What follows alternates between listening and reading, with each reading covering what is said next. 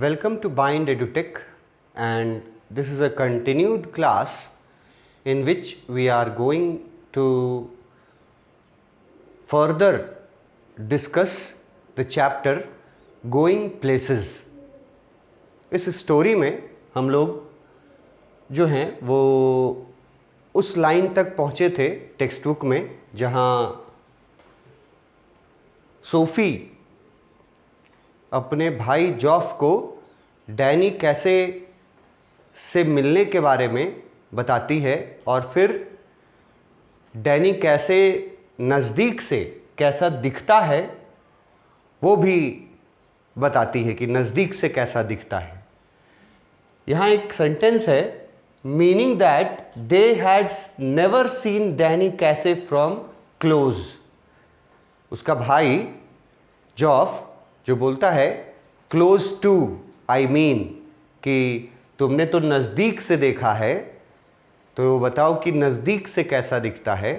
उसका एक मतलब ये निकाला जा रहा है कि वो लोग उस स्टैंडर्ड के नहीं थे, वो लोग poor lower section of the society से बिलोंग करते थे और डैनी कैसे जैसे सेलिब्रिटी को नज़दीक से कभी उन्होंने देखा नहीं था, ये उनके पहुंच से बाहर था, इसलिए पूछा था कि नज़दीक से कैसा दिखता है।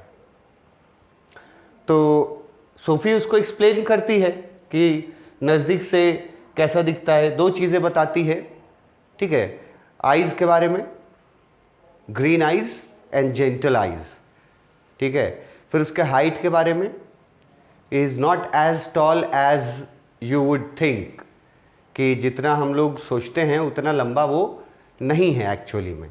और फिर उसके और आगे डिस्क्राइब करने ही जा रही थी उसके दांतों के बारे में वगैरह वगैरह, लेकिन तभी वहाँ सोफ़ी के फादर का एंट्री होता है और सोफ़ी जो है वो डिस्क्रिप्शन देते देते चुप हो जाती है।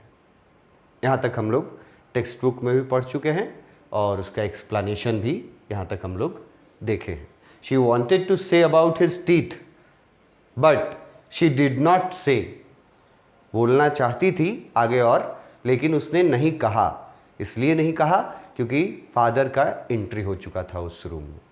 अब वापस हम लोग टेक्स्ट में आते हैं। यहाँ से,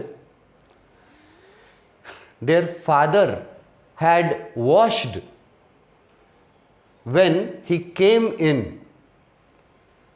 उसके फादर जब उस रूम में आते हैं तो वो लिखा है कि वो वॉश कर चुके थे। तो यहाँ दो मीनिंग निकलता है वॉश का। एक तो जो सिंपल मीनिंग है कि वो खाना खा रहे थे, तो खाना खा के उठे होंगे तो अपने हैंड्स को वॉश किए होंगे, उसके लिए वॉश वर्ड है। और कहीं कहीं इसका मतलब जो है, ये वॉश वर्ड का जिस तरह से यूज़ किया है यहाँ, द फादर हैड वॉश्ड, तो हैंड्स वर्ड को यूज़ नहीं किया है। तो इससे ये भी मतलब निकलता है कि उसके फादर जो है वो खाना खाने के बाद नहाते हैं, ठीक है, और नहा करके वो उस रूम में आते हैं। तो वॉश्ड का मतलब हाथ धोना ये भी हो सकता है, और ब्रॉड मीनिंग में यहाँ ये भी बताया जा रहा है क्योंकि हैंड्स का कहीं यूज़ नहीं किया है, तो उसका मतलब ये भी निकल सकता है कि फादर जो है वो बाथ करके आए थे, नहा करके आए थे वहाँ। He came in and his face and arms were shiny and pink. उसके फादर के चेहरे और हाथ, उसके फादर का फेस और आर्म्स कैसे थे? शाइनी थे।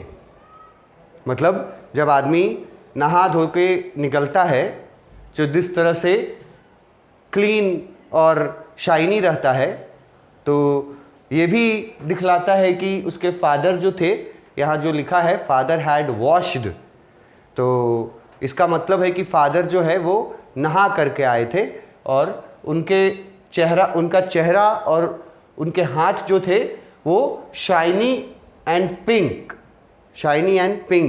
दिखाई दे रहे थे। फ्रेश, जो नहा करके जो फ्रेश कलर आता है, गंदगी जो दूर हो जाता है, तो शाइनी एंड पिंक कलर दिखाई दे रहा था उनके चेहरे का और आर्म्स का। And he smelled of soap, और उनसे सोप का स्मेलिंग भी आ रहा था, मतलब साबुन का जो खुशबू है वो आ रहा था उनसे। ये भी इस बात की तरफ हिंट करता है कि वो नहा करके आए थे। लेकिन ये भी हो सकता है कि वॉश्ड का मतलब सिर्फ हाथ धोना ही हो, बट जिस तरह से लिखा गया है उससे ये ज़्यादा सूटेबल मीनिंग निकलता है कि उसके फादर, है ना, नहा करके आए थे।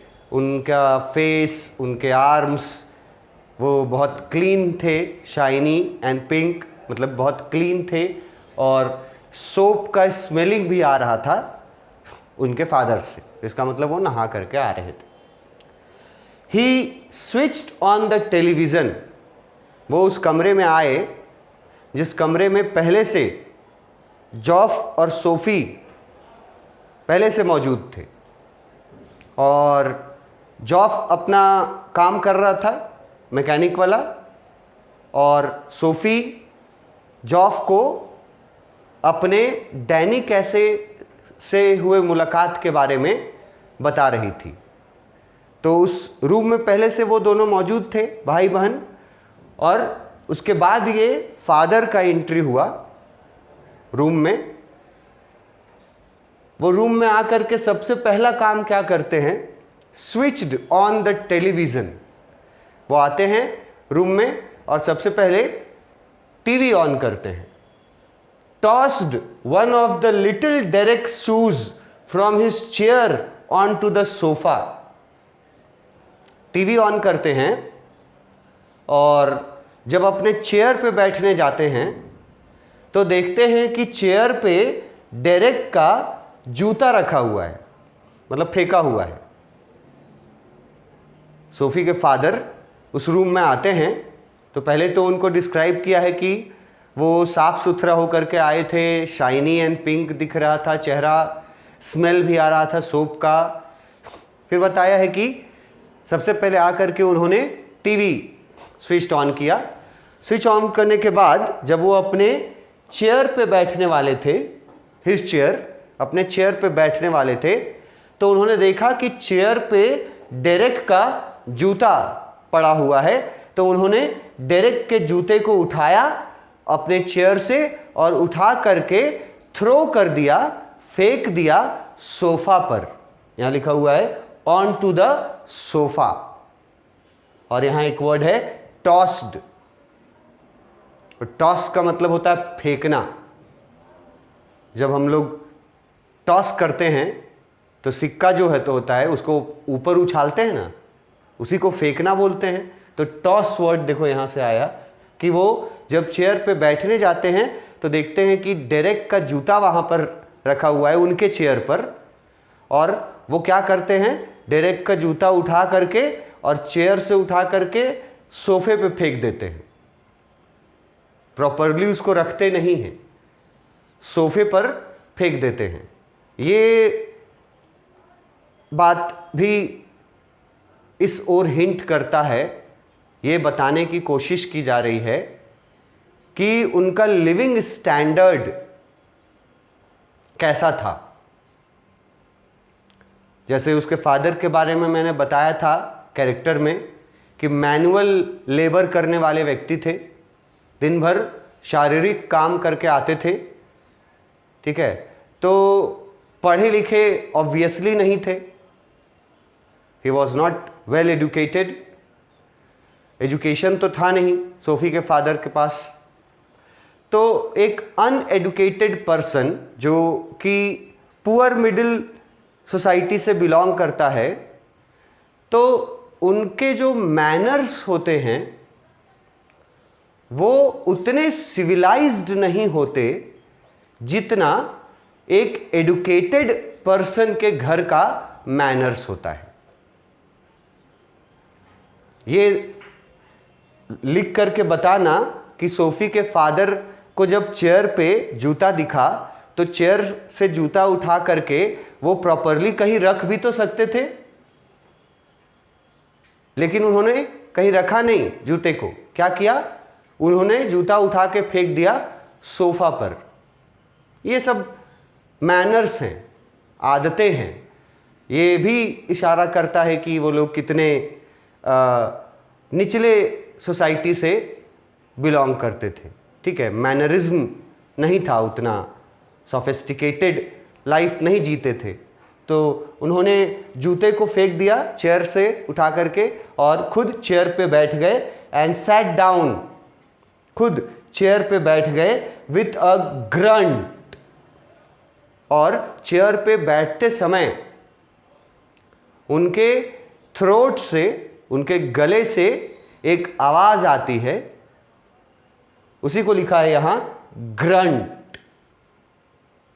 सोफे पे बैठते समय सोफी के फादर के थ्रोट से, गर्दन से एक आवाज आती है, एक वॉइस आता है, उसको ग्रंट लिखा है। ग्रंट वर्ड याद रखना और इसका स्पेलिंग भी याद रखना, ग्रंट। वो सोफे पे बैठते हैं तो एक साउंड, एक वॉइस के साथ बैठते हैं। और ग्रंट का मीनिंग वहां ब्रैकेट में हम लिखे हैं, अ लो रफ वॉइस। लो मतलब ज्यादा साउंड में नहीं, और रफ वॉइस का मतलब है अनप्लीजेंट वॉइस, मतलब जो सुनने में अच्छा नहीं लगे। अगर इसको हम लोग बोलचाल के भाषा में समझना चाहें, क्योंकि ये स्टोरी जो है ये इंडियन सोसाइटी से नहीं बिलोंग करता है। ये स्टोरी जो हम लोग पढ़ रहे हैं ये तो इंग्लैंड यानी कि वेस्टर्न सोसाइटी से बिलोंग करता है। तो वहाँ पर ऐसा लिखा गया है, वेस्टर्न सोसाइटी में ग्रंट वर्ड यूज़ करते हैं। ठीक है, हम लोग उसी ग्रंट के लिए बोलचाल की भाषा में खाना खाने के बाद जो डकार आता है उसको हम लोग ग्रंट समझ सकते हैं। तो क्योंकि वो खाना खा करके आए थे, भरपेट खाना खा करके आए थे, तो वो बैठते वक्त ग्रंट करते हैं। ये याद रखना, किसी भी तरीके से पूछा जा सकता है शॉर्ट क्वेश्चन में या मल्टीपल चॉइस क्वेश्चन में कि सोफे पे बैठते समय फादर का जो ग्रंट नॉइज़ है ये याद रखना सोफे पे बैठते हुए। फिर ये भी याद रखना कि वो उनके चेयर पे क्या था और उस चीज़ को उन्होंने उठा करके कहाँ फेंका। उसके बाद वो अपने चेयर पे बैठे एक ग्रंट नॉइज़ के साथ, एक हार्श नॉइज़ के साथ। जब वो बैठे, टीवी ऑन किया, टीवी देख रहे थे, तो अचानक से जॉफ जो है वो अपने फादर को सोफी द्वारा बताई गई बात, सीक्रेट, सोफी ने जो अभी बताया था जॉफ को अपना सीक्रेट, डैनी कैसे से मिलने वाला बात, ये बात जॉफ ने फादर को के सामने, मतलब फादर टीवी देख रहे हैं और जॉफ जो है वो बोल देता है फादर को। अनएक्सपेक्टेड है ये सोफी के लिए, क्योंकि वैसे भी उसके भाई के कैरेक्टर के बारे में हम लोग जब पढ़ रहे थे तो हम लोगों ने पढ़ा था कि वो बहुत इंट्रोवर्ट था। ठीक है, जल्दी किसी से बोलता नहीं था, जल्दी घुलता मिलता नहीं था। तो सोफी जो है उसको वो ये एक्सपेक्ट कर रही थी कि उसने जो बात अपने भाई जॉफ को बताई है, वो बात जॉफ जो है वो किसी और को नहीं बताएगा, मतलब पास नहीं करेगा। ये एक सीक्रेट है जो सोफी बता रही है जॉफ को। वो उसको एहसास दिलाना चाहती थी कि हम अपना सीक्रेट सिर्फ तुमसे शेयर करते हैं। लेकिन यहां अनएक्सपेक्टेडली क्या हो जाता है कि जॉफ फादर को ये बात बता देता है कि सोफी बोल रही थी कि सोफी डैनी कैसे से मिली थी।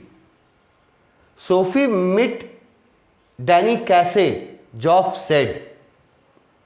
जॉफ ने फादर, टीवी देखते हुए फादर को बोला कि सोफी बोल रही थी कि वो डैनी कैसे से मिली थी।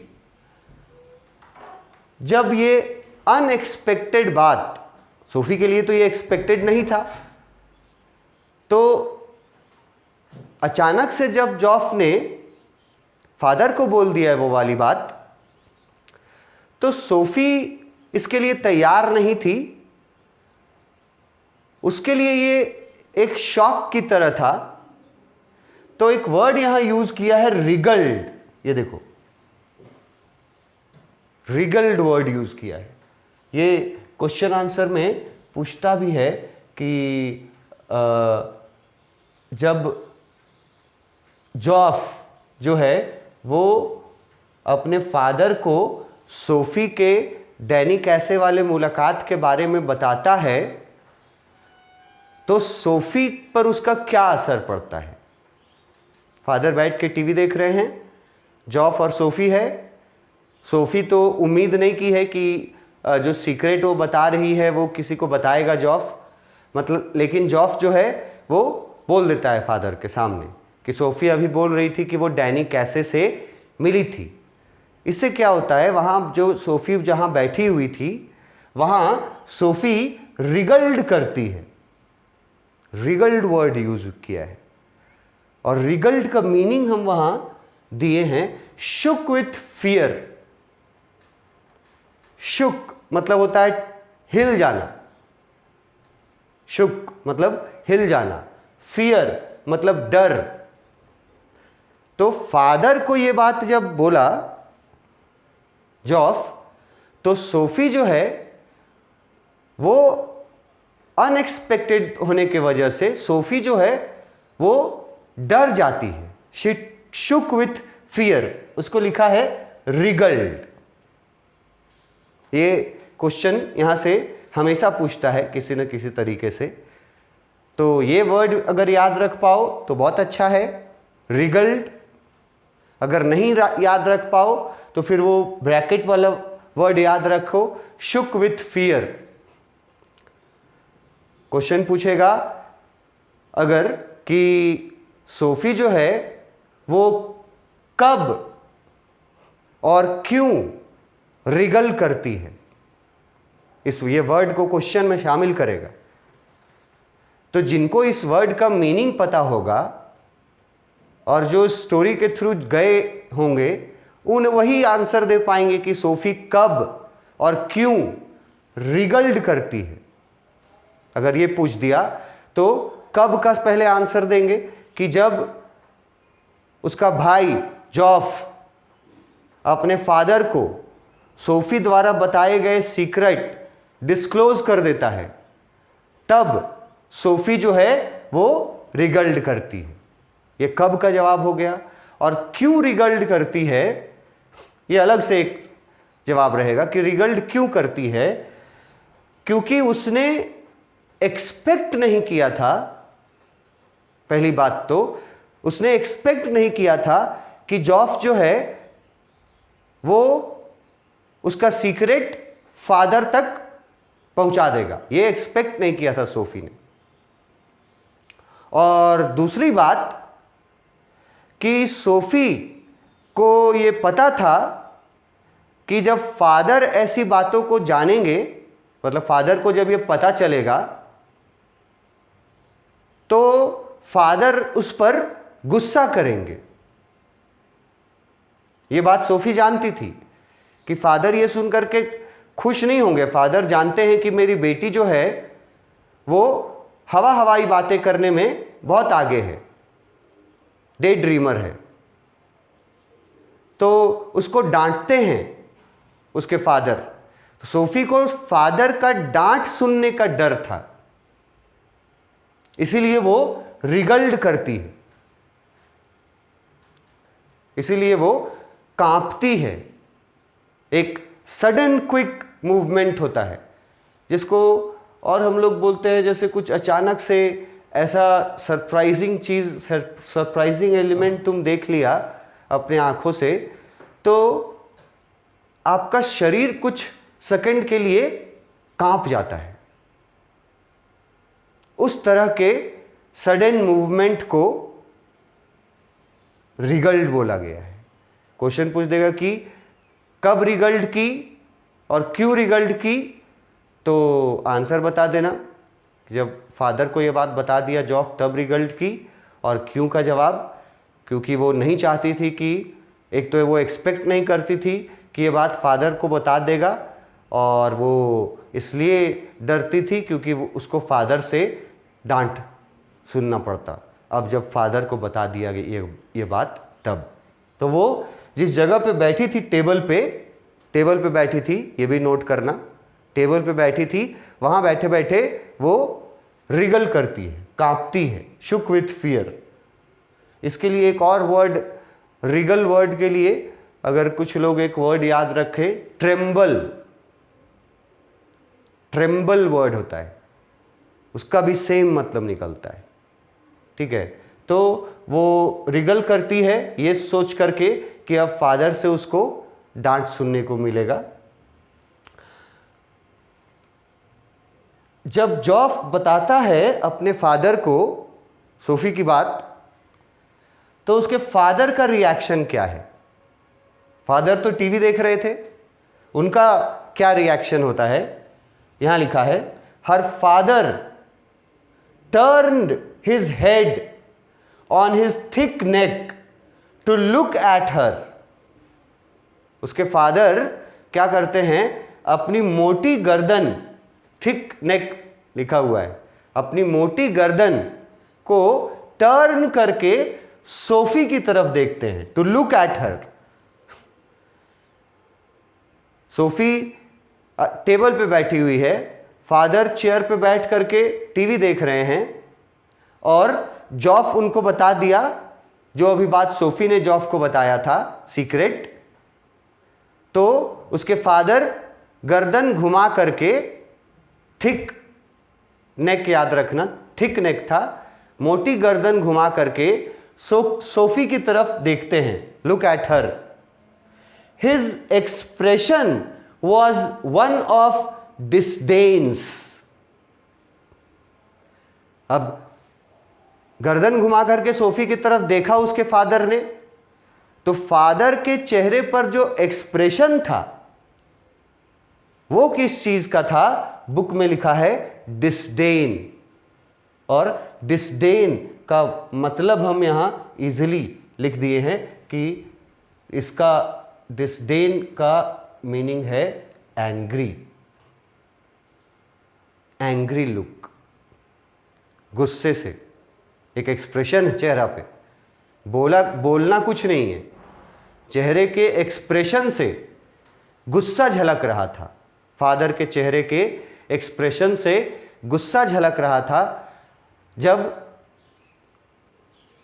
जॉफ ने सोफी के द्वारा बताई गई बात फादर को बता दिया, और इसीलिए इसी डर से सोफी अपने फादर के एंग्री होने के डर से रिगल करती है। ये बात जैसे ही बताता है जॉफ, तो सोफी थोड़ी देर के लिए कांप उठती है अपने जगह पे जहां वो बैठी हुई थी टेबल पे। उसके फादर अपना मोटा गर्दन घुमा करके और सोफी की तरफ देखते हैं, और जो लुक था उनके चेहरे पर वो डिस्डेन का था। ये वर्ड भी याद रखना होगा, डिस्डेन, और इसका मीनिंग याद रखना होगा, एंग्री लुक था उसका, उसके फादर का। जॉफ बोलता है इट्स ट्रू, जॉफ बोलता है कि मैं सच बोल रहा हूं कि अभी अभी सोफी ने मुझे बताया कि वो डैनी कैसे से मिली थी, ये बात सच है, इट्स ट्रू।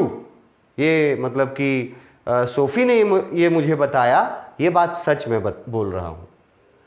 तो उसके फादर का, एक तो फादर का रिएक्शन, फर्स्ट रिएक्शन जो था वो था डिसडेन एक्सप्रेशन, मतलब angry expression on his face when he looks at Sophie turning his thick neck. अपनी मोटी गर्दन घुमा करके गुस्से से देखते हैं, बोलते कुछ नहीं है, ये नोटिस करना, अभी तक बोले कुछ नहीं, सिर्फ गुस्से से देखते हैं सोफी की तरफ।